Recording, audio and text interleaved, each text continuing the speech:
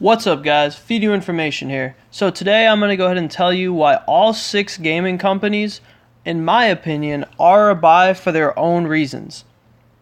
So first of all, the company I'm most bullish on short term right now is this company right here, TakeTwo Interactive. Why? Because Red Dead Redemption 2 is coming out in October, and it's going to add to another huge revenue stream on top of GTA, on top of Take-Two, on top of 2K, and by 2K I mean the basketball game, 2K18, 2K17. And then you have to also put into account that they're entering esports, so they're going to have games and revenue coming from that as well. So I see a lot of their numbers getting cheaper unless the stock continues to just keep staying ahead and making it expensive. Either way, we're in an age of day traders and swing traders, and I like to keep that in mind after seeing a lot of extremely overvalued companies like Tesla and Netflix. So yeah, that's my take on Take-Two. Let's go ahead and jump into Activision right quick. And if you guys don't know, the 6 companies are Take-Two Interactive, Activision, EA, Nintendo, Tencent, and Sony. So now going ahead and talking about Activision. Activision, they have Call of Duty, which is the reason that they beat their earnings. The revenue on their last earnings was thriving in terms of Call of Duty. That was their biggest, it's scorching hot. And the newest Call of Duty is coming out next month in October. So I'm very bullish on them. They also are the biggest player in esports right now. They also have Candy Crush. So many different reasons.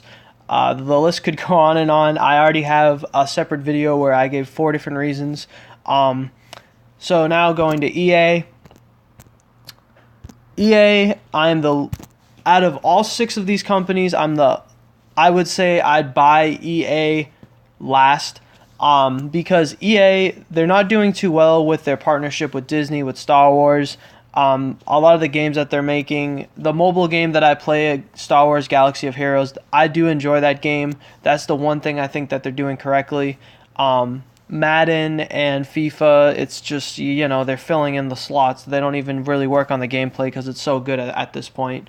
But they just generate so much revenue from the sports sector of the gaming of the gaming market. So that would be my reason for why you could hold this company, and long term it would still continue to go up. That's it. So buy it on the dip if you want, or don't, because like I'm telling you right now, there's 6 different good options. So next we have Nintendo.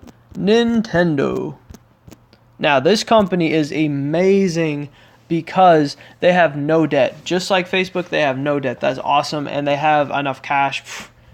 It's so much cash. So on top of that, they also have the Nintendo Switch, which just came out last year, and it's still pretty hot. I do know that EA is going to have FIFA and Madden on the Nintendo Switch. They already have Mario Kart. They already have Super Smash Brothers. So Nintendo just has a lot of different things and a lot of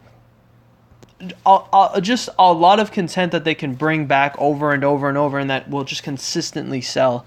So long term, I love this company. There's nothing really short-term hype about it right now, but just they do have 83% revenue growth, so that is something to be really hyped about, but that doesn't necessarily mean the stock's going to shoot up, because people like hype. They don't so much care about, revenue growth in terms of short-term. That's more like, okay, so how's that going to transcend to profits? That's what they're going to end up wanting to see, because that's when the value investors will come in.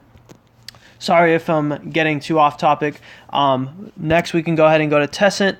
Tencent. They have a 40% stake in Epic Games, so they get a lot of the revenue that comes in from Fortnite. They also have the League of Legends, and it's not so much the games, it's the developers. Every time a new game comes out from one of these developers, Tencent gets that revenue. Now, I want to go ahead and talk about their price-to-book ratio, their price-to-sales ratio, and their debt-to-equity.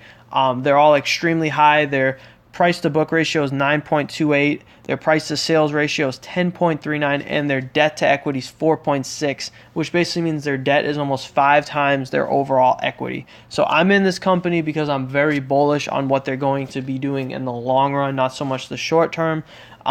So this is going to be a long-term hold, absolutely. As you can see, I do have 3 shares. And we'll just see how we do in the long run. But yeah, very bullish on Tencent for the long run, because they clearly have to fix up how they look for value investors to get interested in them. But I think it's a very, very good, strong revenue growth buy. And yeah, moving to Sony.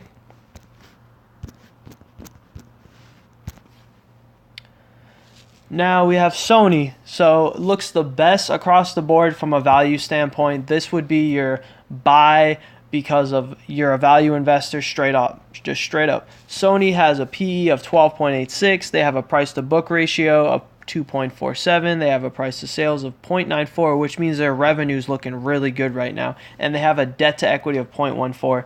They also do have the Venom movie coming out in October, so they'll be getting revenue from that. And they also own Spider-Man. Remember that, guys. Spider-Man is their revenue. Like someone makes a Spider-Man, they have to get some kind of revenue from that. That's pretty cool. And that's something that I know eventually Disney's going to get from them, even if they end up buying the entire company that is Sony. I could see it happening at some point, but I could be wrong. Either way, Sony right now, very cheap stock. You could buy it. And that was all 6 of the gaming companies, guys. Thank you so much for watching. If you enjoyed this video, please give me a like. Make sure to subscribe. I got tons of content on the way. And video information out.